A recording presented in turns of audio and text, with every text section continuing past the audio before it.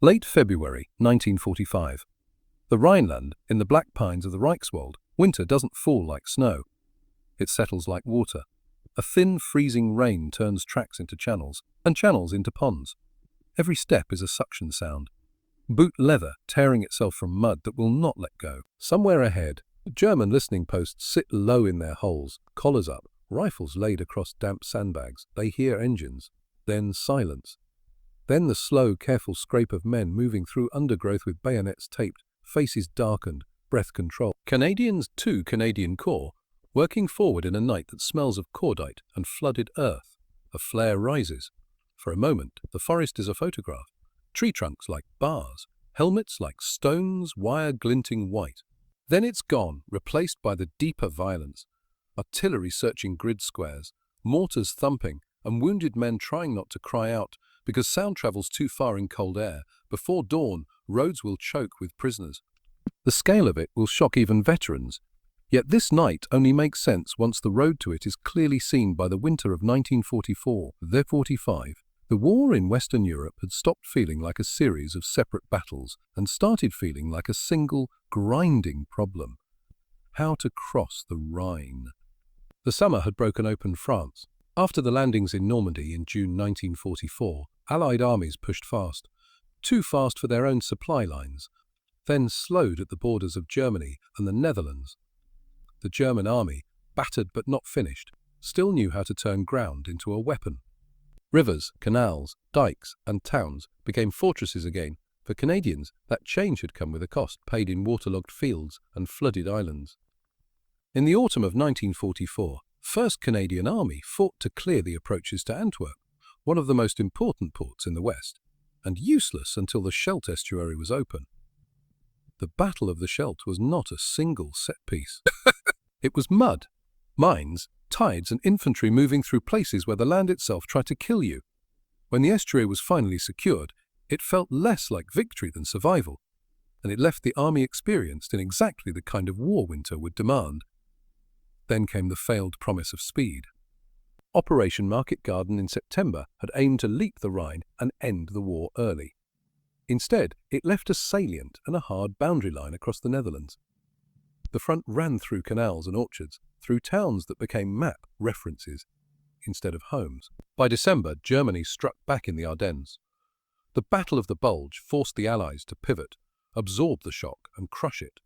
When the bulge was reduced, the Western Allies were still standing, but the calendar had turned and the weather had taken the initiative. In early 1945, the strategic truth was stark. Germany could still fight, but Germany could not replace what it lost. The Soviet armies were driving toward the Oder. Allied air power ranged deep over the Reich. The last major natural barrier in the West was the Rhine, and behind it lay the industrial heartland of Germany, the Ruhr. If the Allies could get across, the war's ending would no longer be a question of if, only how soon and at what cost. The responsibility for the main northern thrust fell to 21st Army Group under Field Marshal Bernard Montgomery.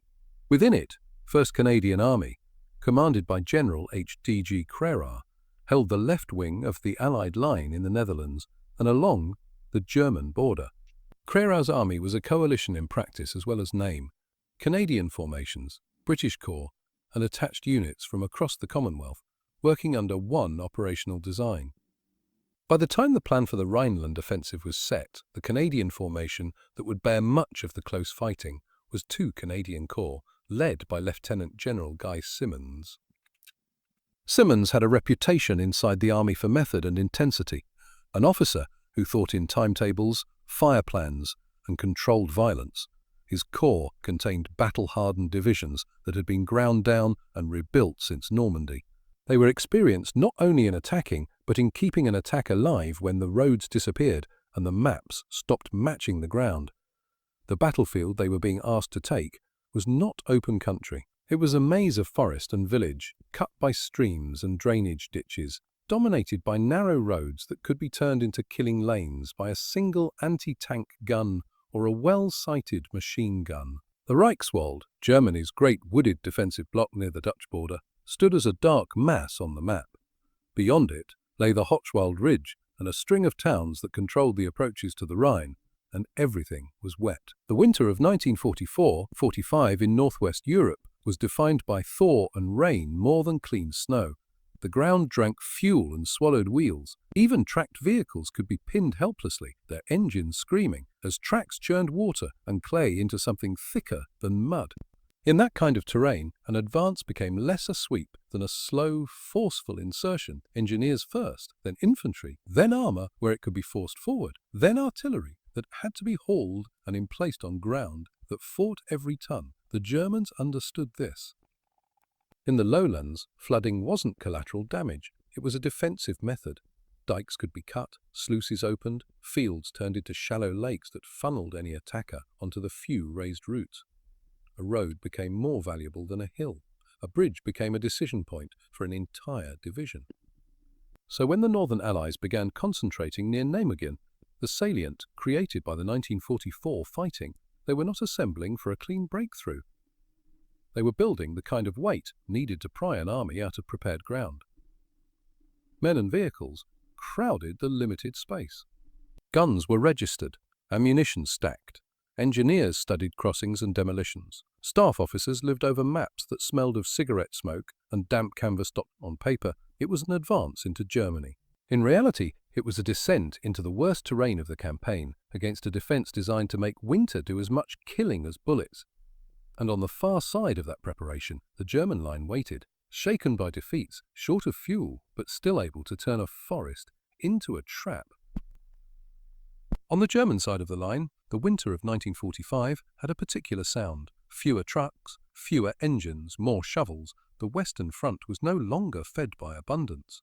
Fuel was rationed down to the movement that mattered. Artillery shells were counted.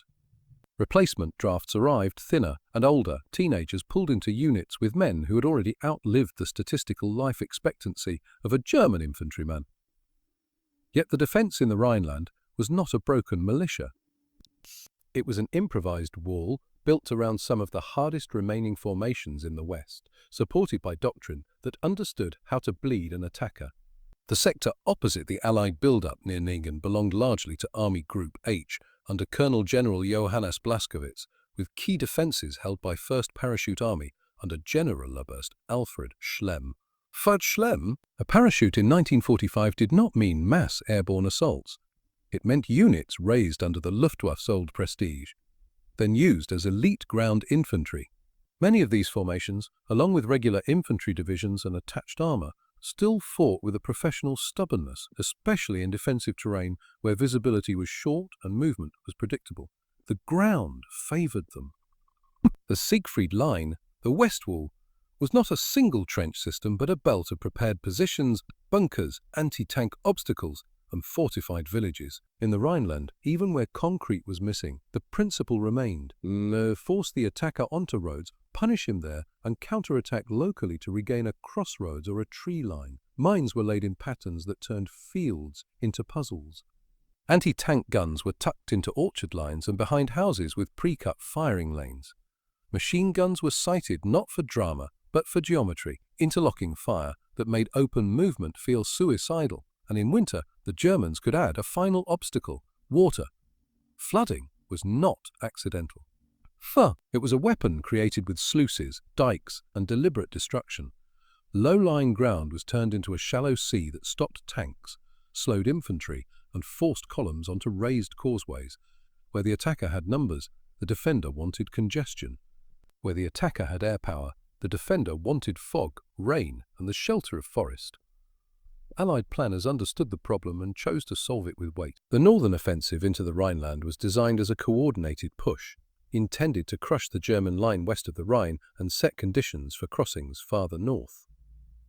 The British and Canadians would drive southeast from the Nijmegen area into the Reichswald in Operation VERITABLE, launched on 8 February 1945, while to their right the US 9th Army would cross the Roer in Operation Grenade, then link pressure with the northern thrust. But the Germans still had levers to pull. South of the intended American crossing sites were the Roer dams. When German forces opened the sluices, they sent water surging downriver. The Roer Valley flooded, swallowing banks and turning crossing sites into a moving obstacle. The result was operational friction of the most dangerous kind. One half of the planned pincer grenade was delayed until the water dropped, and it did not begin in full force until 23 February. That gap in timing mattered. It meant the German defender could try to concentrate attention, however briefly, against the forces pushing into the Reichswald. For those forces, the early phase of Veritable became a fight through terrain that refused to behave like terrain. Forest tracks broke down into axle deep mud. Vehicles slid into ditches and had to be recovered under fire. Artillery, the most reliable strength in the Allied toolbox, had to be dragged, manhandled, and emplaced in places where a gun position could become a pond overnight. Ammunition delivery, so often treated as an abstract certainty in planning, became a daily test of manpower and engineering. This was where Canadian experience became decisive. 1st Canadian Army had already learned, in the Scheldt fighting, what it meant to attack across ground that offered no clean routes and no dry pauses. Canadian infantry had become practiced at small, sharp advances, house by house, dike by dike, covered by disciplined artillery and supported by engineers who could build crossings while being shot at.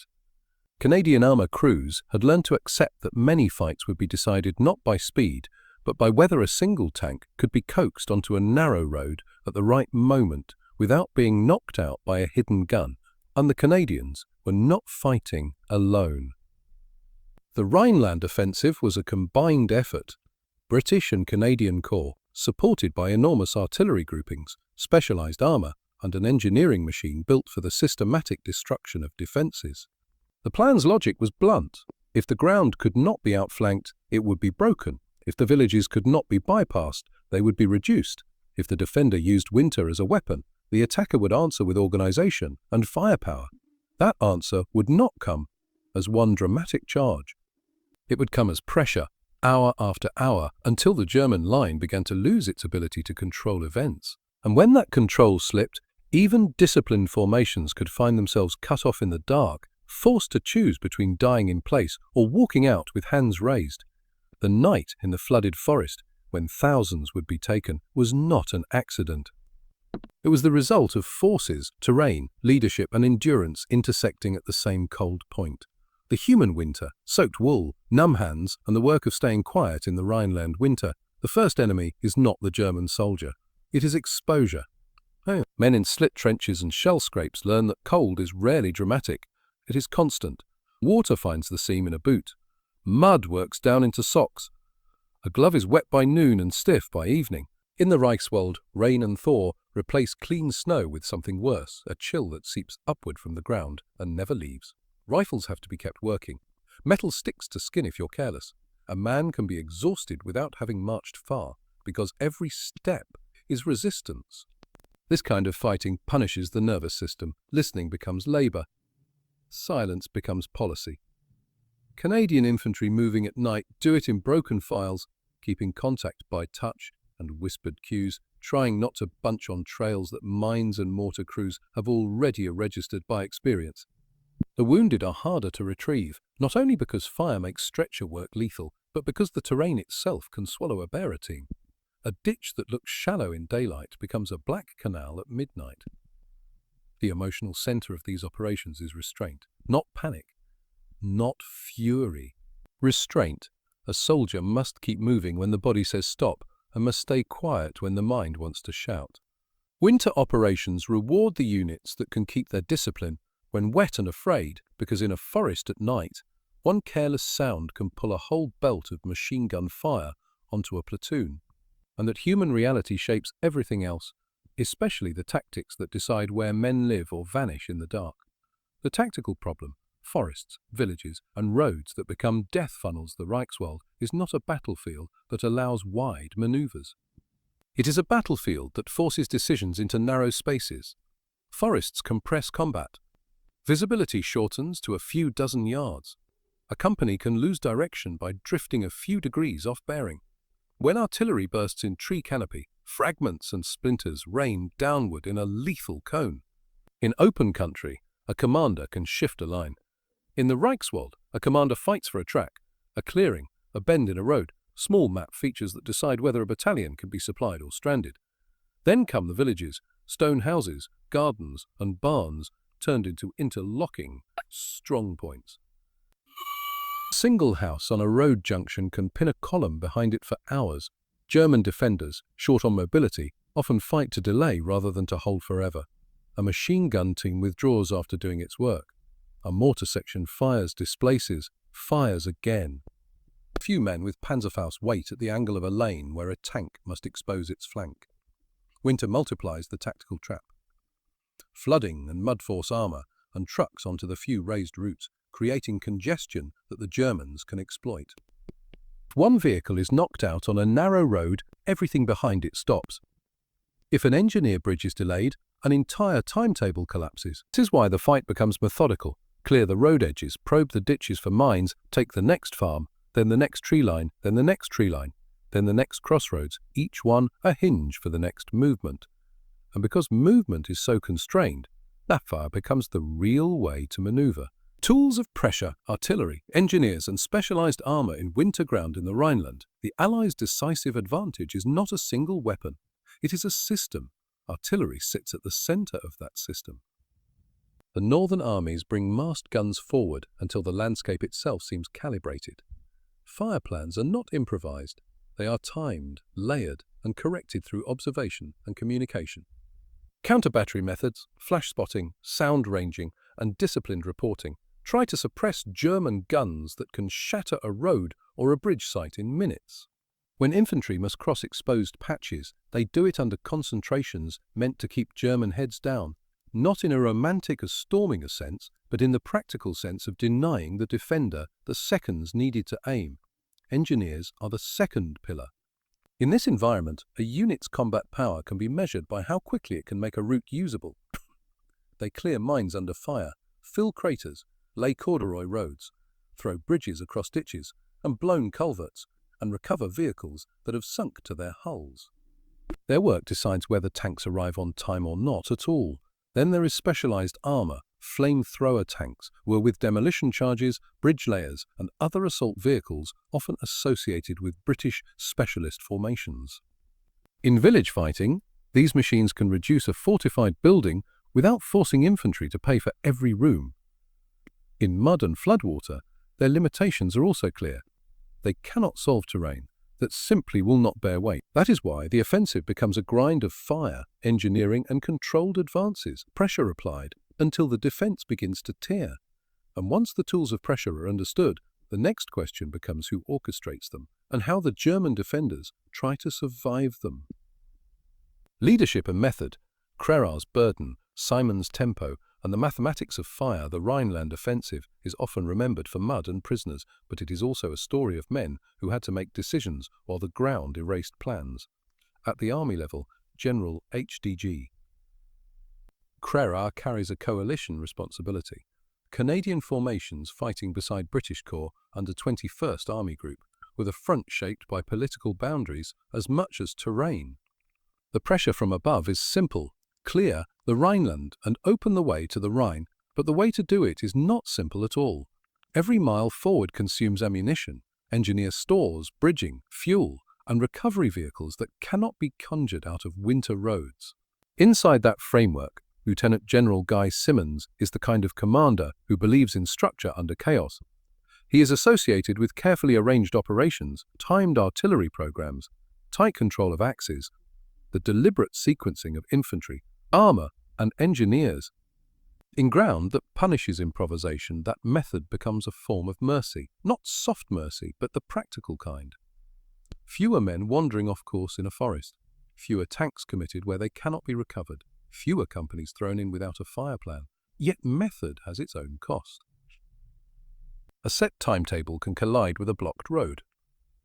A bridge site can become unusable in a single night of flooding. When that happens, leadership is judged not by boldness but by whether a commander can keep the pressure coherent, shifting guns, rerouting supply, reassigning engineer tasks, without losing momentum or creating friendly congestion that the enemy can exploit.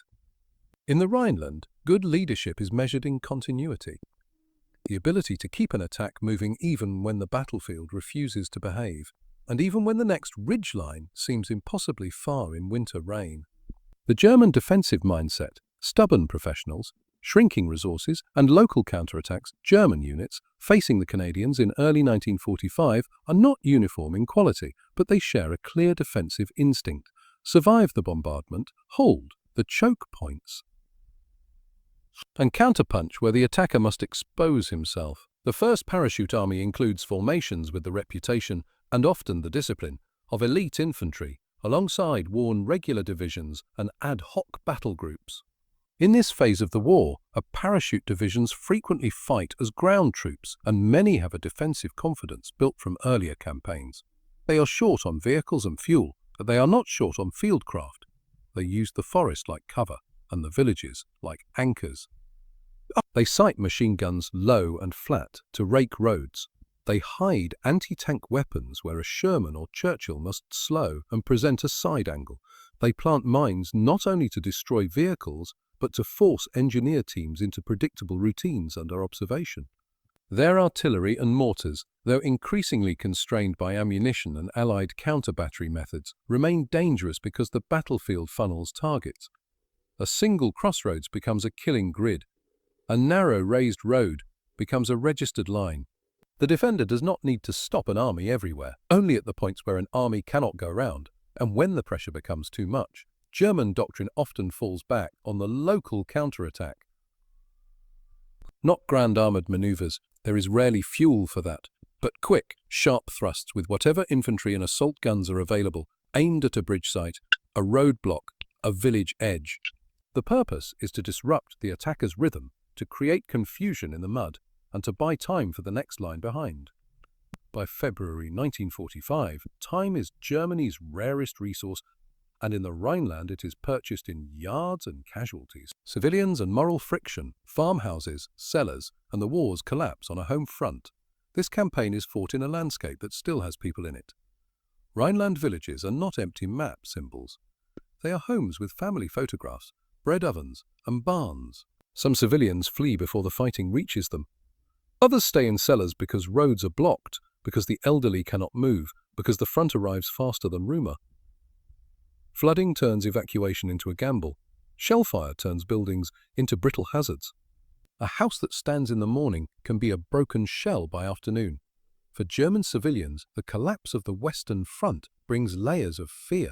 Fear of artillery, fear of being accused of defeatism, fear of forced labour details, fear of what surrender will mean. The state has already pressed older men and boys into last-ditch formations in many regions, and even where such units are not prominent on a given road, the atmosphere of coercion hangs over everything.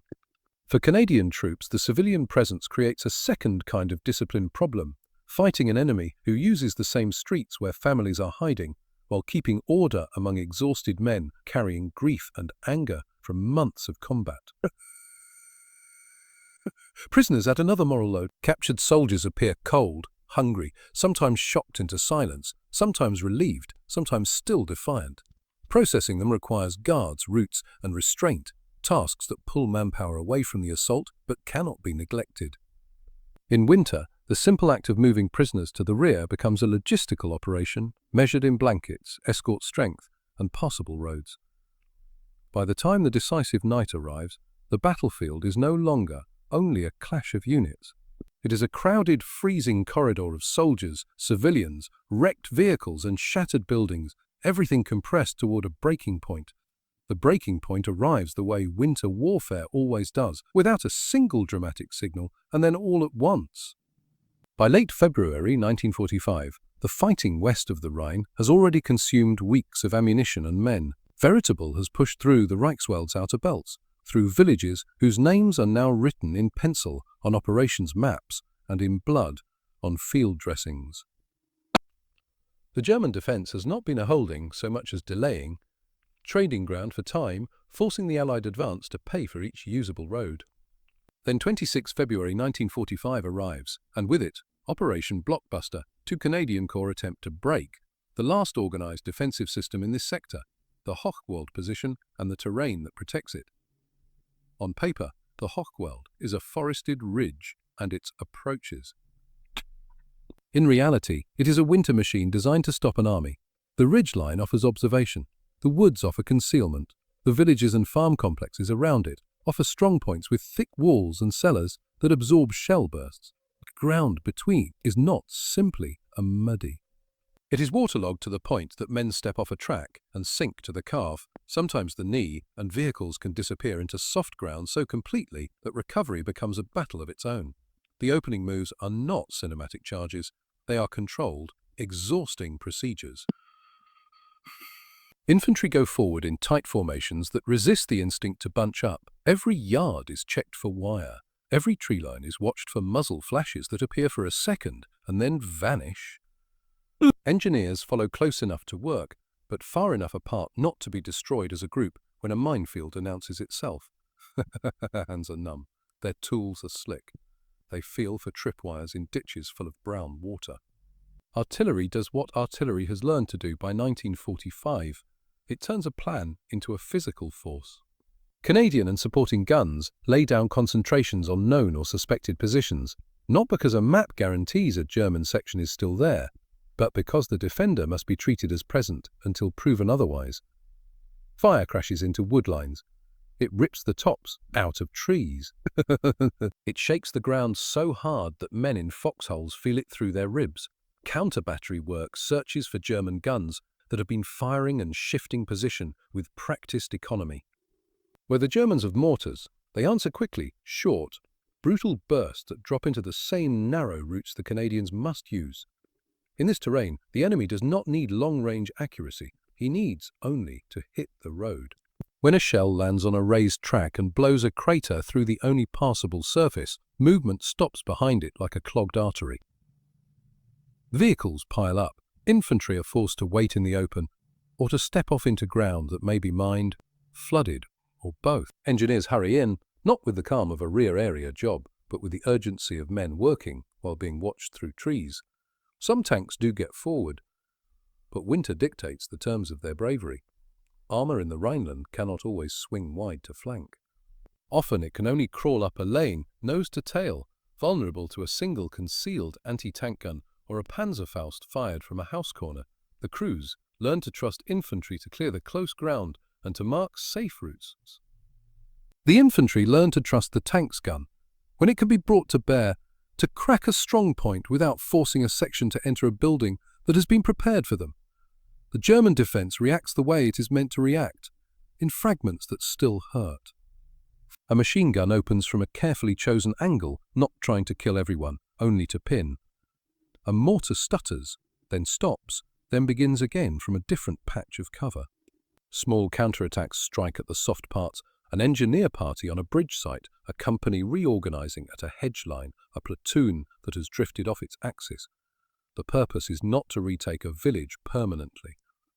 It is to break tempo, to force the Canadians to spend time and strength, restoring order in a place where time is already expensive. Winter makes every mistake louder. A wrong turn in a forest track is not a minor deviation, it is separation. It is radios muffled by wet clothing, maps that won't match churned ground, runners who take longer because there is nowhere dry to run. It is the quiet realization that if the unit ahead is stopped, the unit behind is stopped too, and that the German defender knows exactly which roads the Canadians must use, because the Germans have no other roads to use either. So the pressure is applied systematically. Artillery shifts forward by planned bounds. Engineers carve bypasses where bypasses are possible and force repairs where they are not.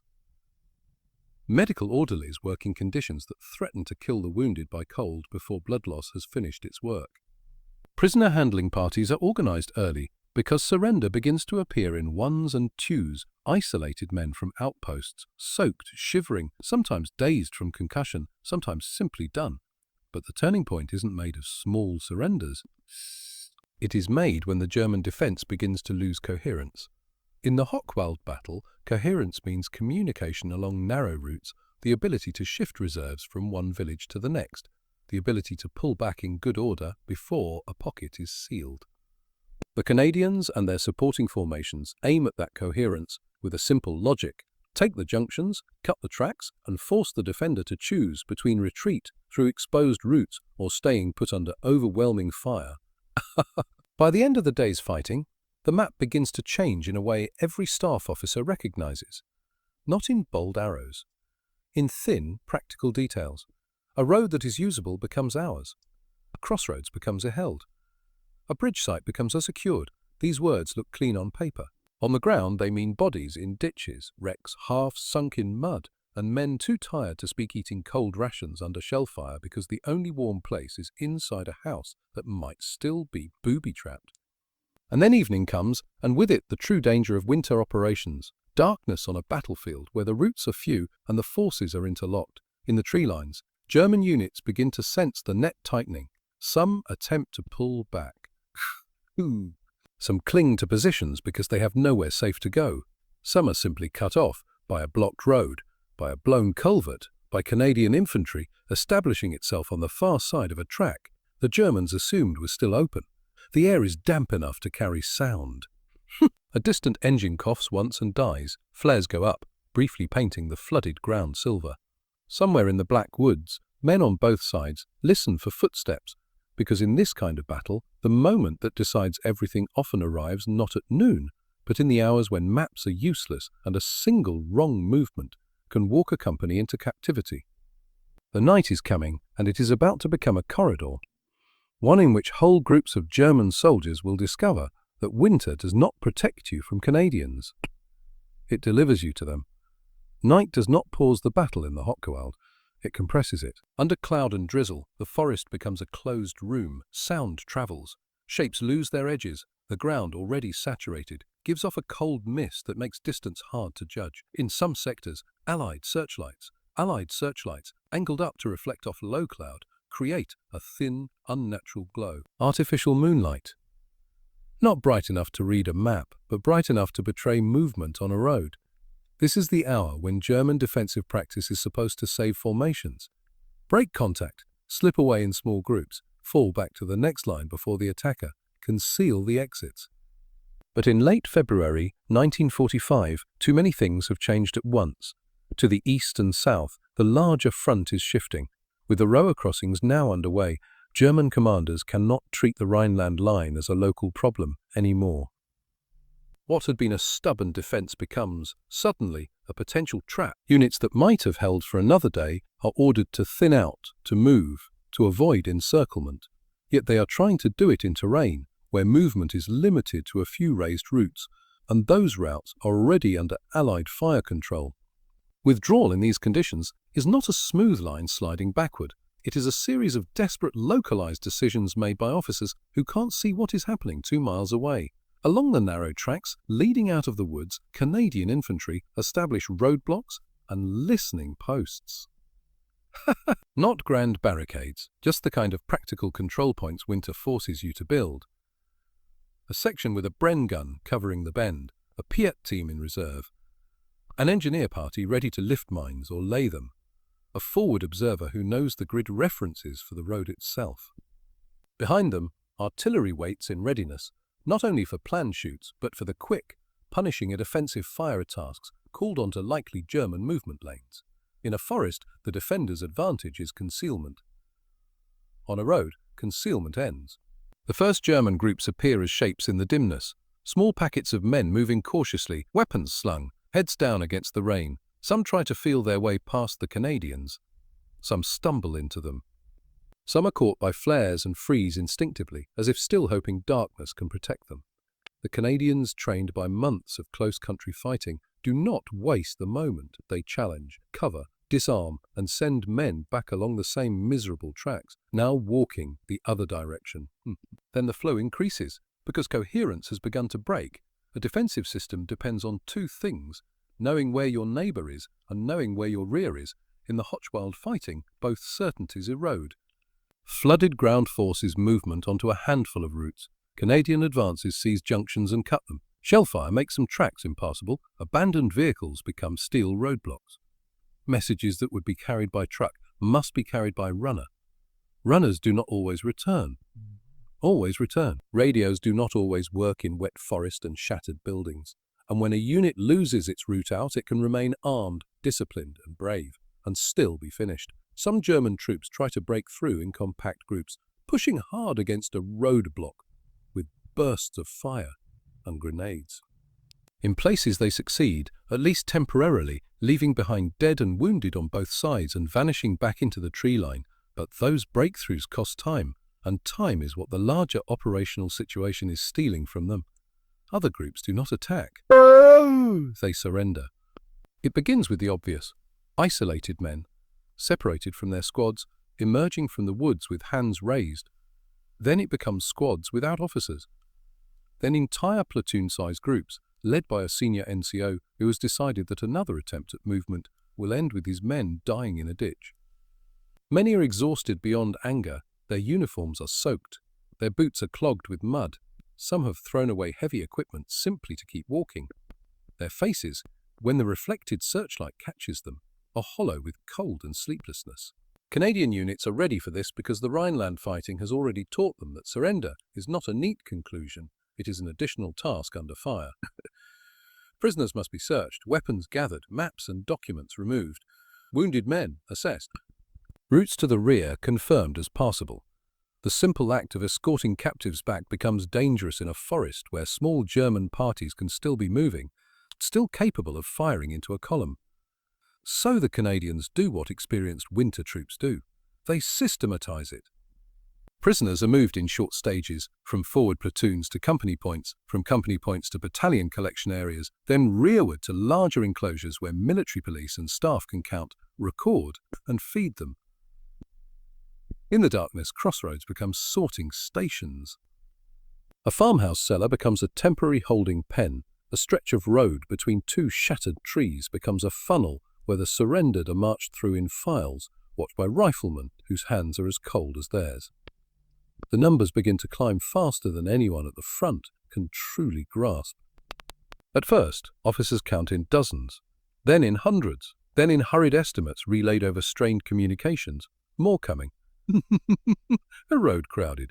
I need additional escort. By the time the night has matured into the early hours, after midnight, before first light, the prisoner stream is no longer a curiosity.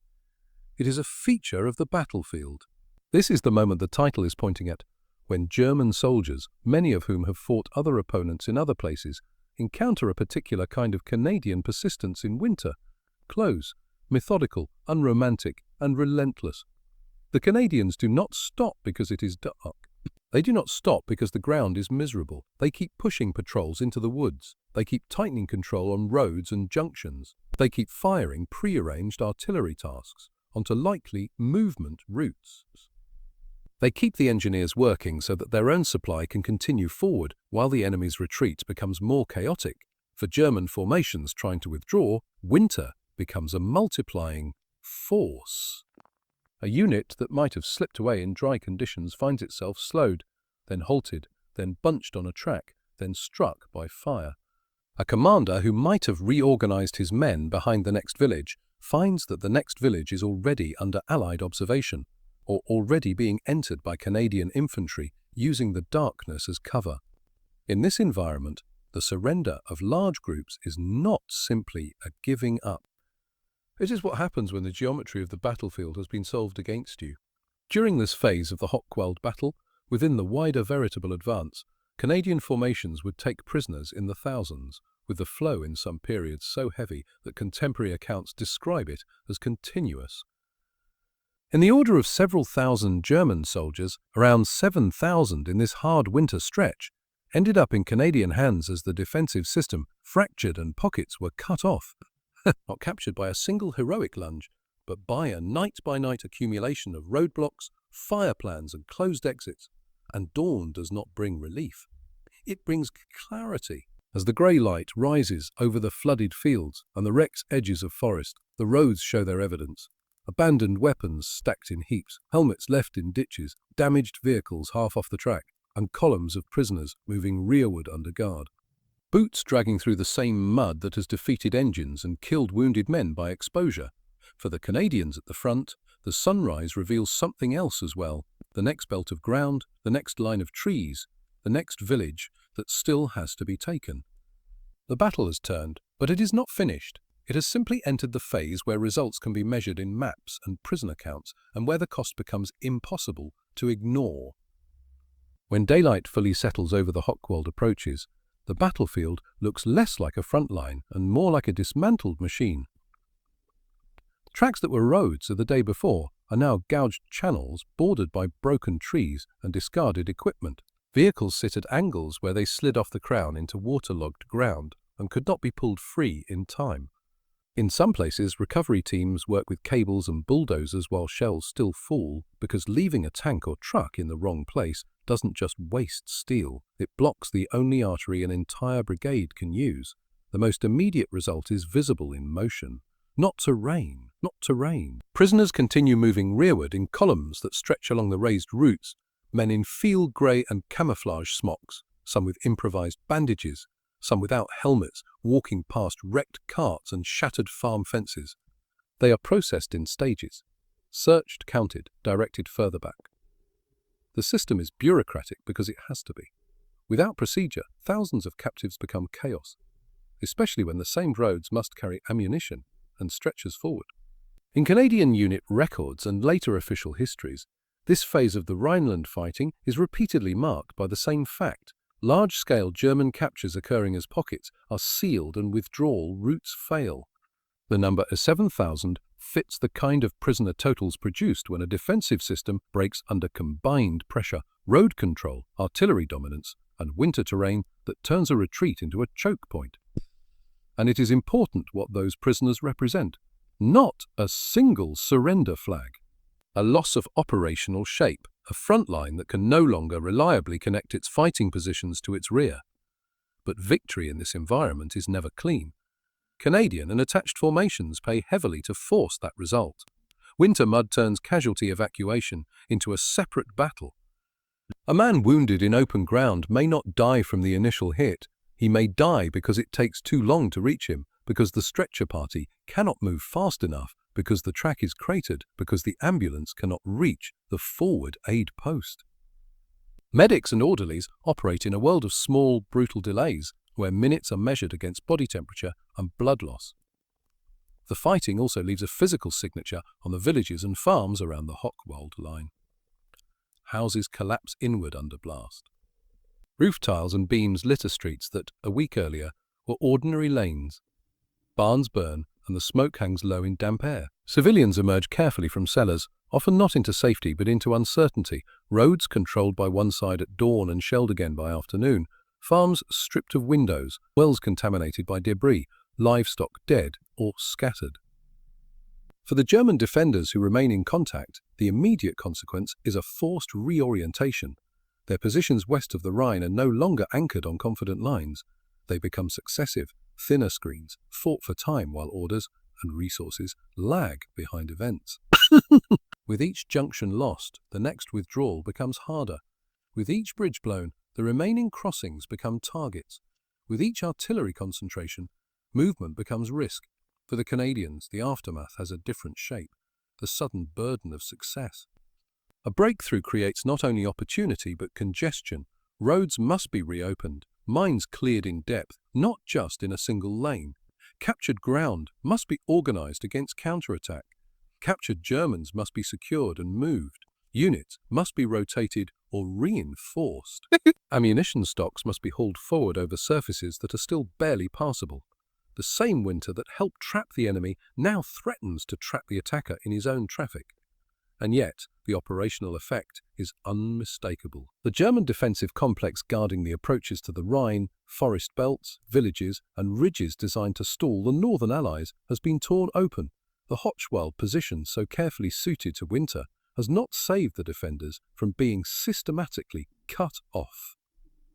It has only made the cost higher for both sides. As reports move up the chain of command, prisoner totals, ground taken, enemy units identified, roads cleared, the campaign begins to shift from breaking into the Rhineland to moving through it. The Rhine is no longer a distant concept on a planning map. It becomes the next visible boundary in the minds of exhausted men staring east from muddy verges, and with that boundary now drawing closer, the consequences of this winter night start to expand beyond local roads and villages into the final, larger decision of the Western War. In the days that follow, the Rhine stops being an objective on a staff map and becomes a presence in the air. For Canadian units pushing through the battered Rhineland road net, The geography is felt in small, hard details. The way the ground gradually firms as you leave the worst flooded belts, the way German rearguards become thinner, but more unpredictable. The way bridges and culverts are demolished not as tactical obstacles anymore, but as signs of an army trying to get away. The German withdrawals are still fought for. They are not peaceful marches east. Rearguard machine guns keep firing until the last possible minute. Mortar teams drop a few final rounds onto junctions, then disappear.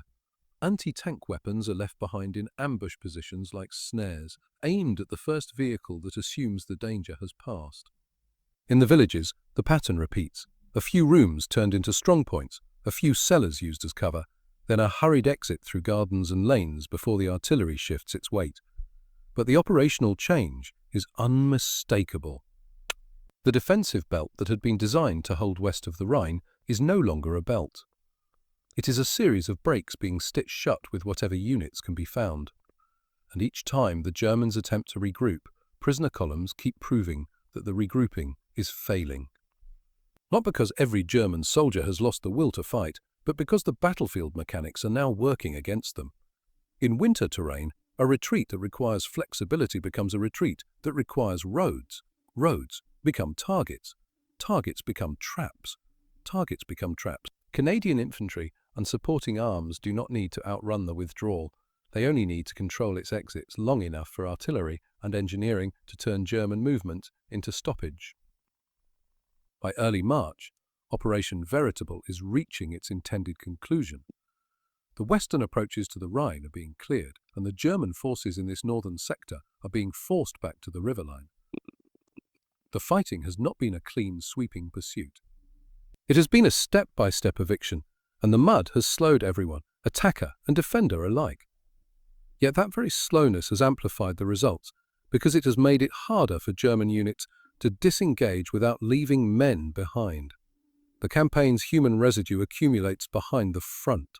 Field dressing stations and casualty clearing posts fill and empty and fill again. Engineers continue working long after the battle in a given village is said to be over, because mines don't stop killing when the shooting moves on. Military police and rear area troops manage the growing prisoner problem, a task that becomes its own visible measure of German decline.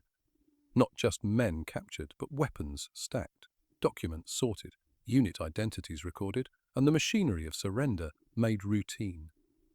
Canadian official historians would later emphasize how unusually punishing the Rhineland fighting had been, less for dramatic enemy armor than for the combination of terrain, weather, and prepared defenses. It was a battle where mud could immobilize a division's timetable as effectively as enemy fire, and where exhaustion became an operational factor. Strategically, the consequences widen quickly. Once the Rhineland is cleared, 21st Army Group can prepare the next act, the deliberate crossing of the Rhine. That crossing Operation Plunder, paired with the airborne Operation Varsity in late March 1945, will be the set-piece breach of Germany's last great Western barrier, conducted with the kind of planning and material dominance the Allies now possess. The Rhineland battles are what make that crossing possible on favourable terms. They secure the approaches. They reduce the number of German formations able to contest the river line with depth. They force the enemy to spend men and ammunition west of the Rhine, where every loss is irreversible. For the soldiers who did the winter work, Canadian infantry soaked through for days, gunners firing until barrels are hot against damp air, engineers building routes where there should not be routes. The meaning is simpler and more immediate. They have seen what happens when discipline meets winter. They have watched German positions that looked immovable in daylight become untenable in darkness because a road was cut, a junction was held, and the artillery arrived on time. They have seen surrender not as a moral lecture, but as a logistical fact. Men walking out because the forest behind them is no longer an escape route, only more mud and more fire. And they have learned, in the most physical way possible, why the phrase in the title has teeth. You don't fight Canadians in winter, not because Canadians are mythical, but because their army, in 1945, has learned how to keep pressure organized when weather should make organization impossible. And once that pressure closes, the night offers no cover at all. The Rhine is now close enough to be imagined as water rather than a line on a map. and the story that began in the flooded Reichswald is ready for its final, quieter meaning. Winter does not choose sides. It only amplifies what an army already is. In the Rhineland in 1945, it amplified preparation. It amplified discipline. It amplified the dull, essential skills that rarely appear in heroic paintings, engineers building a passage where the map shows none, gunners firing by schedule and correction, infantry moving by compass and whisper, then holding a road junction through hours of cold that makes hands shake and judgment blur.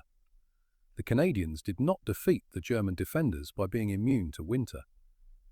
They defeated them by operating inside winter, treating mud and flooding as problems to be solved, not reasons to stop. For the German soldiers who surrendered in such large numbers, the experience was not a single moment of terror. It was the gradual realization that the battlefield had become a closed system, that roads were controlled, that movement was observed, that the forest, which had promised concealment, had become a funnel. In that kind of war, surrender can be less a collapse of courage than the last remaining form of control a man can claim over his own survival. For the Canadians, victory carried its own weight. Every captured village looked the same at first light: ruined roofs, smashed walls, civilians blinking from cellars, stretcher teams stepping around craters filled with brown water. Prisoner columns were proof of success, but they were also proof of how much violence it took to make an army stop. In the final months of the war, the Rhineland battles helped open the road to the Rhine crossings and the ending of Nazi Germany in the West. Yet the deeper lesson sits lower, in the mud itself. Modern war is not only decided by grand strategy or superior weapons. It is decided by whether men can keep doing hard tasks when the ground steals their strength and the weather steals their comfort. On that winter night, thousands of German soldiers learned what the terrain had been teaching for weeks. When Canadians take a road in the dark and hold it through freezing rain, the forest stops being an escape. It becomes a boundary, and beyond that boundary, the war keeps moving east.